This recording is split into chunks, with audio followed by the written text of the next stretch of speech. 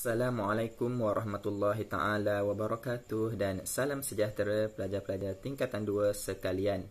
Okey, pada hari ini kita akan belajar topik dalam pendidikan kesihatan tingkatan 2 iaitu unit 1 dengan topiknya ialah pendidikan kesihatan reproduktif dan sosial.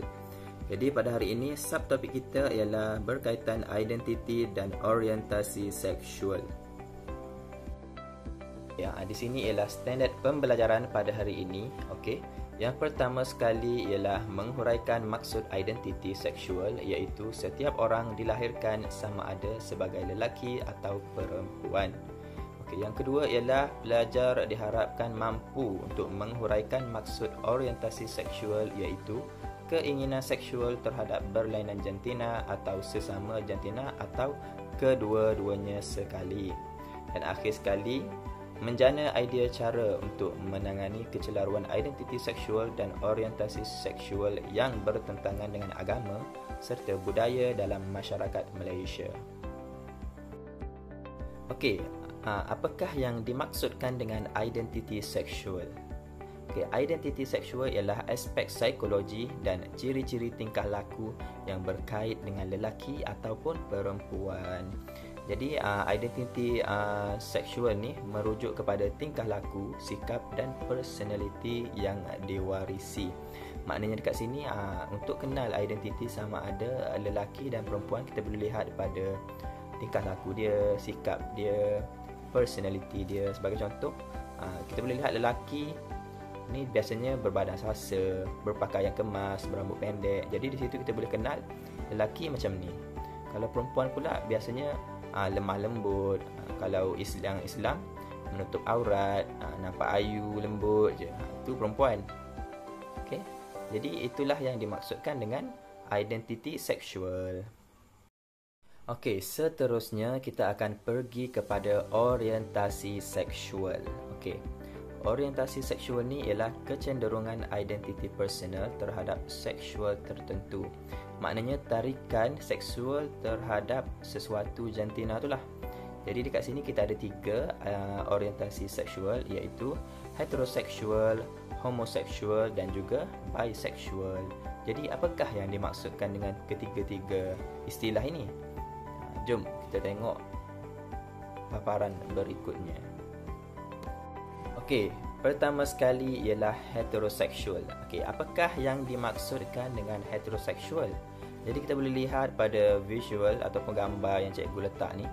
Itu adalah antara lelaki dan perempuan ya, menunjukkan rasa cinta, rasa sayang. Jadi dekat sini heteroseksual ni merupakan tarikan terhadap berlainan jantina. Maknanya lelaki suka kepada perempuan dan perempuan pula suka kepada lelaki, iaitu berlainan jantina lah. Jadi itulah yang dimaksudkan dengan heteroseksual. Jadi heteroseksual ni adalah benda normal lah dalam kehidupan, merupakan lumrah hidup manusia, iaitu lelaki akan tertarik kepada wanita dan wanita akan tertarik kepada lelaki. Okey, seterusnya yang kedua ialah homoseksual. Okey, apakah yang dimaksudkan dengan homoseksual ni? Jadi kita boleh lihat pada gambar dalam skrin kamu.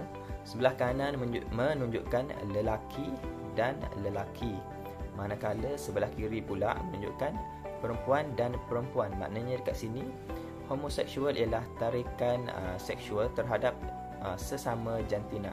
Maknanya jantina yang sama. Contohnya perempuan suka kepada perempuan, manakala lelaki suka kepada lelaki. Jadi ia juga turut dikenali sebagai gay bagi lelaki dan lesbian bagi perempuan, dan ini adalah bertentanganlah dengan ajaran agama kita, agama Islam. Okey. Okey, yang ketiga ialah bisexual. Okey, apakah yang dimaksudkan dengan bisexual ni? Jadi kita boleh tengok gambar yang sebelah atas dulu. Kita boleh tengok yang tengah tu ada gambar lelaki. Di sebelah kanan dia ialah gambar lelaki dan di sebelah kirinya ialah perempuan. Okey, dekat sini maknanya bisexual ialah tarikan seksual terhadap lelaki dan perempuan. Maknanya dia tertarik kepada kedua-dua jenis jantina. Sama juga dengan gambar yang kat bawah tu. Yang tengah tu perempuan. Dia suka kepada lelaki yang belah kanan dan juga perempuan yang belah kiri.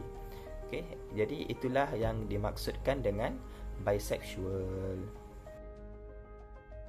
Okey, berdasarkan ketiga-tiga orientasi seksual dan juga penerangan cikgu mengenai identiti seksual tadi, jadi pelajar-pelajar sekalian perlulah berpegang teguh kepada identiti kamu.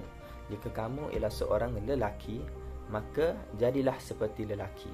Jika kamu seorang perempuan, maka jadilah seperti perempuan. Jadi kamu perlu mengelakkan diri daripada mengalami kecelaruan identiti dan juga orientasi seksual. Jadi bagaimanakah cara untuk menangani kecelaruan identiti dan juga orientasi seksual? Jadi pertama sekali, tengok paparan yang cikgu letak ni. Okay, pertama sekali mengelakkan cara hidup berfoya-foya. Jadi cara hidup berfoya-foya ni mendedahkan kamu kepada perkara-perkara yang cikgu nyatakan tadi lah, yang mana seperti homoseksual dan sebagainya, yang mana ialah perkara yang negatif kepada diri kamu, dan kamu perlu elakkan gaya hidup sebegitu. Seterusnya ialah memilih rakan yang positif dan berakhlak. Okey, apabila kamu memiliki rakan-rakan yang positif, yang mempunyai akhlak yang baik, akhlak dalam Islam, akhlak ni perwatakan yang baiklah. Jadi secara tidak langsung kamu akan dipengaruhi oleh unsur-unsur ataupun nasihat yang baiklah. Okey, jika rakan kamu sentiasa berkongsi tentang agama dan sebagainya, jadi kamu pun akan mendapat kebaikannya. Jadi kamu perlulah memilih rakan yang positif dan elakkan rakan yang negatif dan tidak berakhlak. Okey. Seterusnya ialah mengelakkan daripada menggunakan media sosial untuk perkara-perkara yang negatif. Okey, sebagai contoh yang cikgu boleh nyatakan ialah TikTok, Instagram, Facebook dan sebagainya. Okey, cikgu tak katakan yang kesemua media sosial ni buruk, tidak. Ia adalah bergantung kepada penggunaan kamu sendiri. Jika kamu menggunakannya ke arah kebaikan, maka kebaikanlah yang akan kamu perolehi. Namun jika kamu menggunakan ke arah keburukan seperti menonton perkara-perkara yang tidak elok, yang pornografi, jadi kamu akan mendapat keburukannya. Jadi gunakanlah media sosial dan gadget yang diberikan oleh ibu bapa kamu dengan sebaik yang mungkin. Okay, itu adalah salah satu cara untuk menangani kecelaruan identiti dan juga orientasi seksual. Okey, seterusnya kita pergi kepada peranan keluarga dalam menangani kecelaruan identiti dan orientasi seksual. Okey, seperti yang kita tahu, setiap pelajaran anak-anak dimulakan dari rumah, iaitu daripada ibu bapa. Jadi melentur buluh biarlah dari rebungnya. Okey, maknanya dekat sini yang pertama ialah ibu bapa perlu sentiasa memberi nasihat dan bimbingan kepada anak-anak supaya mereka sentiasa berpegang teguh dengan identiti seksual masing-masing. Jadi ibu bapa perlulah melayani anak-anaknya berdasarkan identiti seksual masing-masing, sama ada lelaki ataupun perempuan. Seterusnya ialah mendidik anak-anak untuk melakukan kebaikan. Okey, samalah dengan yang cikgu nyatakan tadi. Jadi ibu bapa juga perlu mendidik anak-anak untuk membuat kebaikan. Okey, maknanya kebaikan ni bukan sahaja daripada kawan-kawan, tapi bermula dari rumah lagi. Kita perlu dididik untuk sentiasa berbuat baik kepada orang-orang sekeliling, iaitu masyarakat lah. Kalau di sekolah kepada rakan-rakan, kita perlulah sentiasa mengajak kepada benda-benda baik. Okay, seterusnya ialah mengamalkan budaya hidup sihat. Okay, budaya hidup sihat ni seperti yang cikgu cakap tadi lah. Kita bergaul dengan rakan-rakan yang positif dan banyak lagi lah. Okay, jauhi perkara-perkara yang negatif.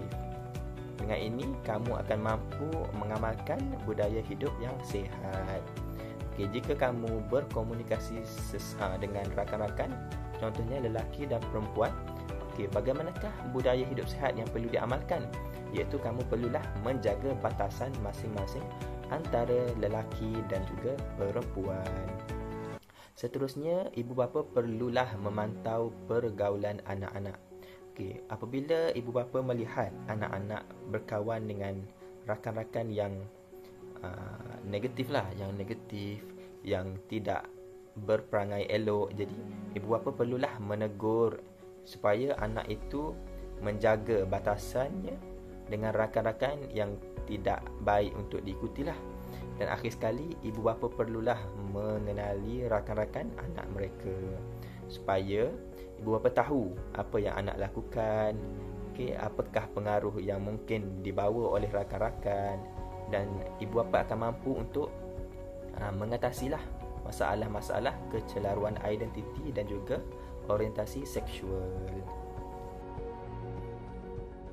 Okey, seterusnya dari segi agama juga kita perlulah mendidik anak-anak dari segi agama, iaitu memberi didikan agama yang mencukupi.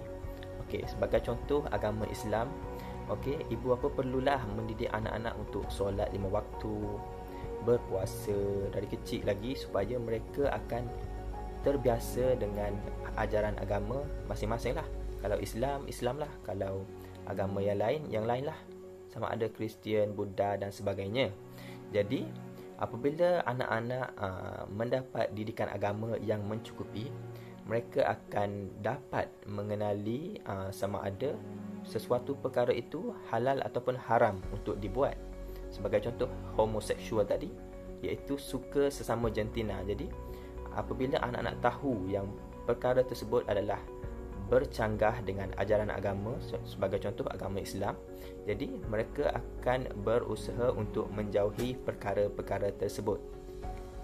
Okey, dengan secara umumnya semua agama mengajarkan perkara yang elok kepada umatnya. Jadi didikan agama ni adalah amat pentinglah kepada pelajar-pelajar supaya tidak terpesong sama ada dari segi agama maupun dari segi kehidupan kita sebagai manusia berdasarkan identiti dan juga orientasi seksual masing-masing. Okey. Sebagai konklusinya, semua pihak perlulah memainkan peranan dalam menangani isu kecelaruan identiti dan orientasi seksual dalam kalangan remaja. Okey, maknanya dekat sini semua pihak tu merujuk kepada pihak kerajaan, pihak sekolah, ibu bapa, masyarakat, bahkan adik-beradik sendiri. Okey, jadi kita semua perlulah memainkan peranan untuk membentuk anak-anak remaja supaya berada pada landasan yang betul dan mengelakkan mereka daripada mengalami kecelaruan identiti dan orientasi seksual. Okey, sekian saja untuk pelajaran hari ini. Cikgu harap kamu semua faham apa isi-isi yang telah cikgu sampaikan dalam video kali ini. Okey, sekian, terima kasih.